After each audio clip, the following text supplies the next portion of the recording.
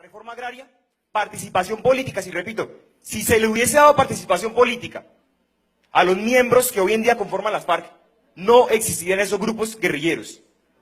No existirían. Ahora, presidente, un último punto. Y es que es más que todo una invitación. Y es que aquí estamos en un claustro universitario. Y si usted viene aquí a hablarnos a nosotros, el mínimo respeto que nosotros pedimos es que hable con argumentos, no demagogia y populismo. Gracias.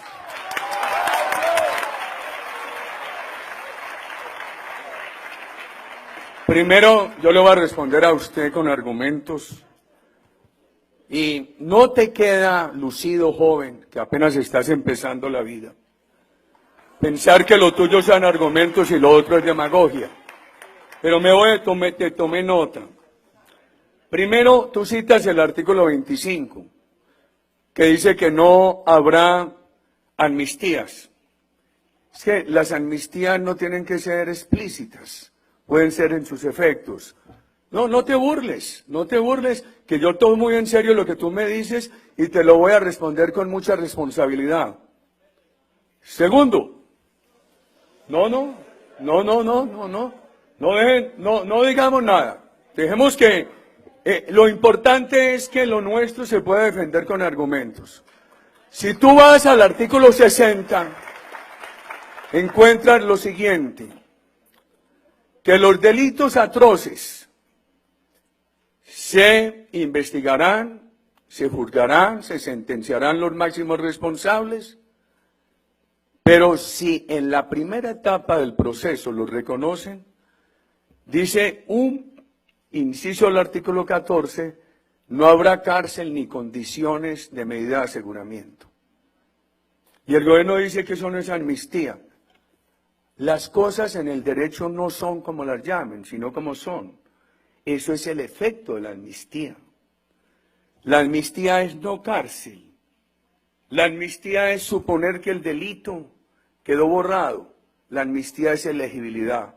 Y el artículo 36, que ahí lo tiene, da plenas garantías de elegibilidad. Entonces, lo que yo quiero decir, estimados ciudadanos, es, así el gobierno diga, y el artículo 25, que no hay amnistía, de hecho, la están dando a delitos atroces, porque sin pena adecuada y con elegibilidad, el delito así tratado y así premiado queda como el delito amnistiado o indultado. Déjenme que yo le tome nota. Sí, yo propuse la política de seguridad democrática, bastante sirvió. Protegió por igual a mis más cercanos colaboradores y a mis más radicales adversarios. Protegió por igual a alcaldes y gobernadores afectos al gobierno y a desafectos. Protegió a Piedad Córdoba, al doctor Petro, que bastante me criticaban. Pudieron llegar los del Polo Democrático a la alcaldía de Bogotá rodeados de garantías. No se censuró un medio. No se censuró, no se sobornaron medios. Y propuse esas leyes. Y se proponía asignar transitoriamente unas curules. Nosotros no nos oponemos a eso. No, nos oponemos es a que sean en personas responsables de delitos de lesa humanidad.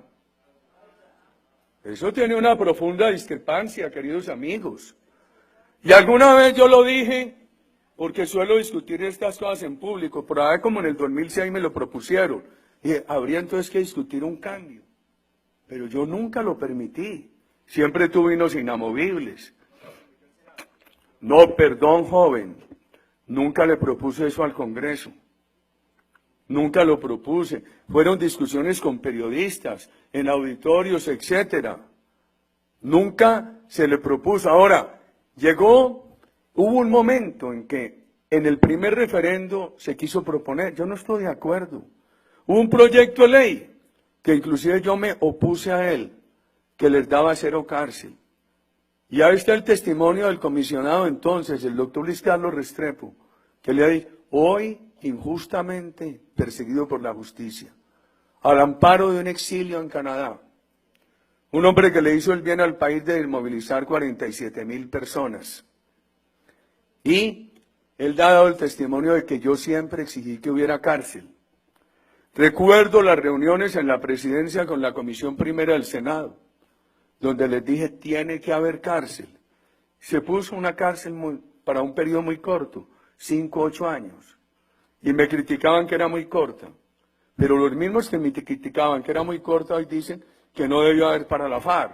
Entonces yo contesto, ¿cuál es la diferencia? Y le voy a decir una cosa a usted. A mi edad, uno va dejando la vanidad afuera. Si yo me equivoqué, ¿por qué tienen que repetir esas equivocaciones? Si discusiones de mi gobierno dieron la sensación de que eso se aprobaba, ¿por qué lo tienen que aprobar hoy? Uno lo que quiere es, uno también tiene que aprender no a acentuar los errores y no a corregirlos. Usted dijo, yo creo que ahí le tengo respondido sus 3 primeros puntos, cambios económicos. Primero, en este gobierno hemos tenido unos cambios económicos para mal. Aquí quitaron los estímulos a la inversión, la ley de estabilidad, y el país tiene hoy una tasa contributiva que lo saca de las posibilidades de ser competitivo. Han acabado las condiciones de confianza en Colombia. A mí me parece eso muy grave. A mí me parece muy grave que tengamos el déficit fiscal que tenemos. Nosotros tenemos una economía en un gran proceso de saneamiento. A mí me parece muy grave, queridos amigos, que tengamos hoy un endeudamiento que ha crecido 6 puntos del PIB por encima de lo que dejó nuestro gobierno. Lean lo que yo publiqué esta semana en Twitter y en Facebook, el deterioro en las condiciones de competitividad del país, que no son de mi cosecha.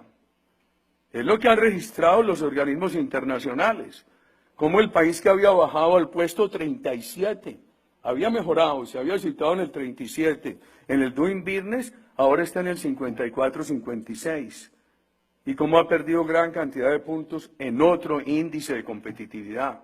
Y le voy a decir por qué se ponen en riesgo las libertades democráticas. Es que el gobierno dice que él no cambia la economía. Entonces el gobierno dice, eso es mentira de Uribe, aquí no hay riesgo castrochavista. Yo digo, acepto que la doctrina del gobierno no es castrochavista, pero lo facilita. Y le voy a decir por qué lo facilita.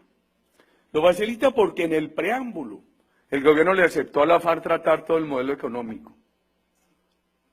Y me parece muy grave. Con un grupo terrorista no se discute el modelo económico. Que lo discutan con los trabajadores, con los empresarios, no con un grupo terrorista. Y enseguida, hubo alguna diferencia, porque dice, no, ¿usted por qué no hizo plebiscito para el acuerdo? Porque yo los llevé a la cárcel, porque yo no les di elegibilidad y porque yo no negocié la agenda nacional con ellos. Entonces, ¿qué iba a consultar? Si fue un sometimiento a la justicia. En cambio ahora, todo eso lo han negociado con ellos. Hay una carta de la cual la FARC se solaza mucho, donde el presidente de la República abre la posibilidad de analizar para Colombia el chavismo. ¿Por qué? Le voy a decir esto en las zonas de reserva campesina. Primero, no han servido al país. Han sido enclaves de la FARC. Han privado la posibilidad de que haya agroindustria, porque sustraen de la comercialidad los predios. Y entonces los empresarios no se atreven a invertir. Yo creo que hay maneras distintas de ayudarle al campesino. ¿Y saben cuál es la diferencia entre la legislación actual y lo que acordaron en La Habana? En la legislación actual son discrecionales. Lo acordado en La Habana las vuelve obligatorias. Si eso se aprueba, ¿con qué argumento le van a negar a la FARC una zona de reserva campesina? Hoy se pueden. De hecho, yo no aprobé, utilizando la discrecionalidad. El Fondo de Tierras. El Fondo de Tierras tiene tierras del narcotráfico. El gobierno que más avanzó para quitarle las tierras al narcotráfico fue el nuestro. ¿Por qué no lo hacen con la justicia? ¿Por qué lo tienen que hacer con la FARC? una interpretación equivocada de baldíos que ponen en entredicho toda la propiedad en Colombia. Y la posibilidad de quitarle tierra a la gente honesta. ¿Por qué? ¿Por qué la gente honesta no le puede quitar tierra? Hay que darle condiciones productivas al pequeño, al mediano y al grande. Una de las cosas que tiene la hipocresía de la política es que muchos políticos van en elecciones a pedirle plata a los empresarios y después les da pena en los auditorios defender la necesidad de la empresa privada, y yo la defiendo. Y la defiendo con la idea de que Colombia avance en una educación que capacite para el emprendimiento y con recursos para el emprendimiento. Vea, se lo voy a contestar. Tiene muy buena voz, usted no necesitó, mire, no necesitó micrófono, no se lo voy a contestar. Es que yo estos debates me gustan y escucho y los hago y me rejuvenecen. La campaña mía la me dejó un colombiano impoluto, Fabio Echeverri. Todo se anotó. ¿Sabe cómo descubrieron que en una plata había un dinero de una empresa de ella? Porque lo declaró la campaña nuestra. ¿A dónde está la deshonestidad de la campaña nuestra? Si la campaña nuestra lo recibió, le llevaron una plata, la consignó y la declaró. Muy difícil encontrarlo si estaba declarada por la empresa nuestra. ¿A dónde está el crimen, jóvenes? ¿A dónde está? No, es que, ¿saben yo por qué me meto en todas las candelas? Porque en mi larga vida política y de empresario privado he cuidado con todo celo los dineros del Estado. No me he robado un peso al Estado, ni le he quedado mal a los particulares. Por eso, no, yo quiero seguir hablando de los cambios económicos. Porque hay que negociar con la FARC el tema de los tratados de comercio, de la minería. Porque hay que negociar con la FARC el tema de las industrias estratégicas, con el terrorismo. Y además es que, a diferencia de Chávez, que todo lo escondió, la FARC por lo menos ha tenido la honestidad de decir que ellos son del socialismo siglo XXI. Me dice usted la participación política. ¿Por qué se tiene que desmontar la restricción de que aquellos que hayan cometido delitos de lesa humanidad no puedan ser elegidos? No pueden ser elegidos los presos de las cárceles colombianas que han cometido delitos menos graves que los de la FARC, los paramilitares ni los políticos que han perdido la investidura. ¿Por qué los de la FARC sí? El premio a los que bañaron este país de sangre. Me dicen, es que no han tenido oportunidades. Mentiras, de conocer la historia. Muéstreme un delito mío. Muéstreme un delito mío. El delito mío ha sido ¿cuál? Muéstreme un delito mío. El delito mío ha sido... No tienen que poner bravos, yo los oigo. ¿Sabe cuál ha sido el delito mío? El delito mío ha sido estorbarle al terrorismo. Y el delito en el que voy a reincidir en esta campaña es estorbarle al propósito de que la FARC se tome el país por la permisividad de Santos. Entonces miremos el Frente Nacional y la Unión Patriótica. Dicen que el Frente Nacional fue restrictivo. Se venía de un país, no, es que estoy respondiendo 5 que hizo el señor. Y tuve el cuidado, no,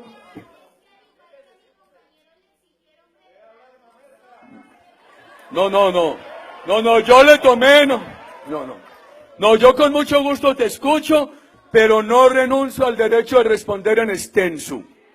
No renuncio a ese derecho.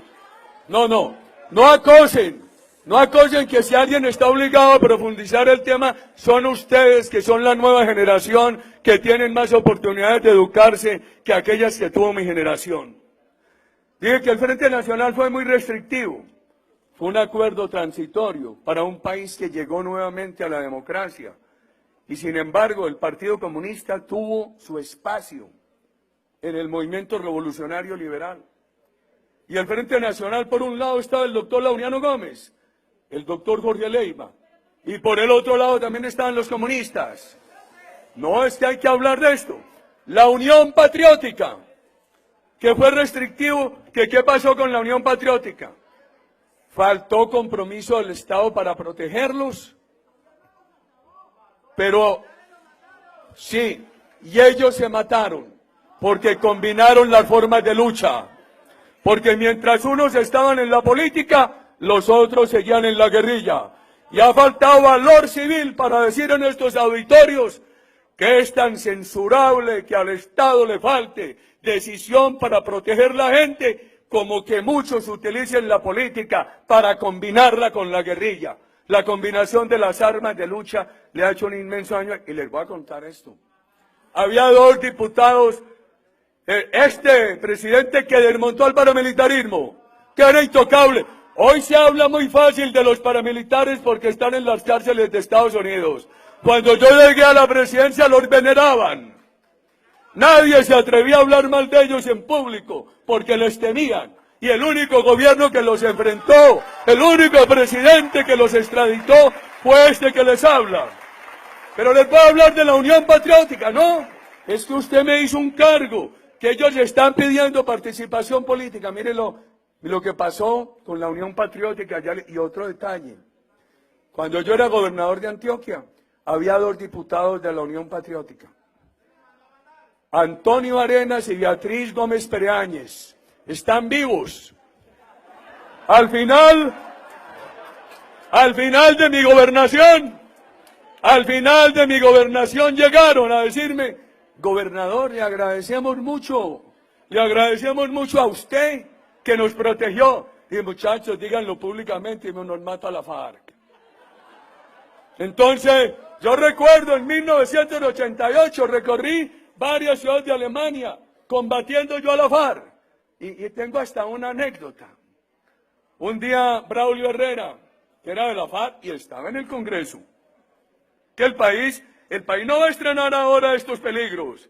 Era la FARC, estaba en el Congreso, me dijo, yo he controvertido mucho con usted, y así que eran bravos, porque esos alemanes creían que no, que la FARC eran los salvadores y que yo era la caverna. Pero sí que me dio gusto en esa juventud todavía enfrentar.